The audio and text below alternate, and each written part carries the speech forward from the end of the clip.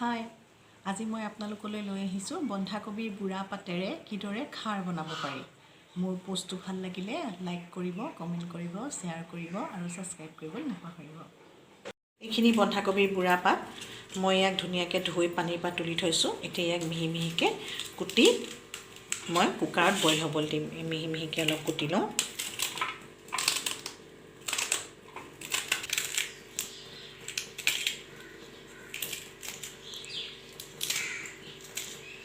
এইদৰে মই এইখিনি কুটি ল'লোঁ। ইয়াতে মই আন্দাজমতে নিমখ,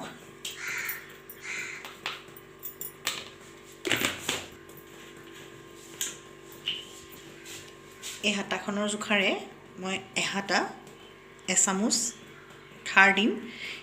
ঘৰতে বনোৱা খাৰ, ঘৰতে ভীমকলৰ গছৰ পৰা ভালকৈ শুকুৱাই লৈ তাক পুৰি পেলাই তাৰ ছাইটোৰ পৰা যি পানী ওলায় সেয়া পানীৰ খাৰ হয়।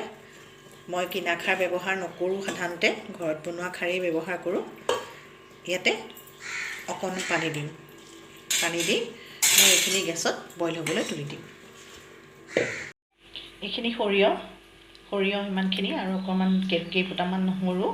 মই সৰিয়হখিনি 2 ঘণ্টামান আগতে তিয়াই থৈছোঁ, কাৰণ লগে লগে সৰিয়হখিনি পিচিলে কেতিয়াবা তিতা হয়, কিন্তু সৰিয়হখিনিয়ে যিমান পানী অবজাৰ্ভ কৰে তেতিয়া তিতাটো কমি যায়। সেইকাৰণে মই 2 ঘণ্টা আগতে তিয়াই থৈছোঁ, যাতে বেছি পানী অবজাৰ্ভ কৰিব পাৰে আৰু আমাৰ তিতা ভাৱটো নাহে। এতিয়া মই এইখিনি মিক্সি কৰি লওঁ।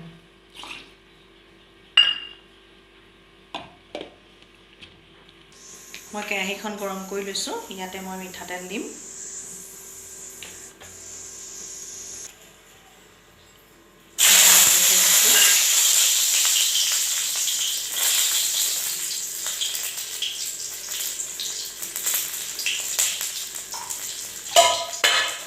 দুটামান সৰিয়হ দিছোঁ, লগে লগে ঢাকনিখন লগাই দিছোঁ, নহ'লে সৰিয়হবোৰ ফুটিব।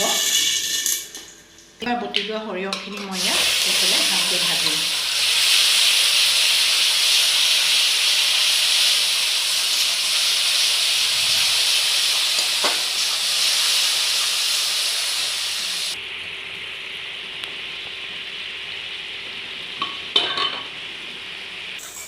এয়া মোৰ সৰিয়হখিনি ভজা হৈছে।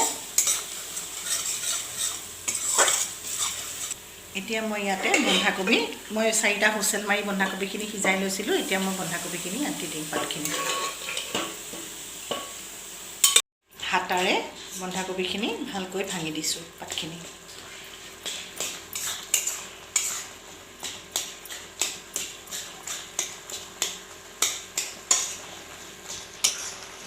এইদৰে অকণমান ভাজি ল'ম ইয়াতে সৰিয়হৰ লগত।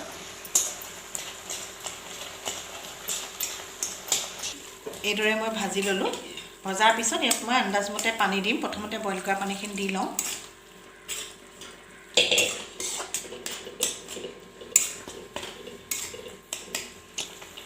আৰু অকণমান দিছোঁ, বেছি নিদিওঁ।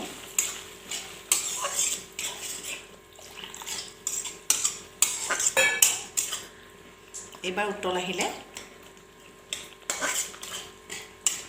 অকণ উতলিবলৈ থৈ দিওঁ ঢাকনিখন লগাই। এয়া উতলিছে।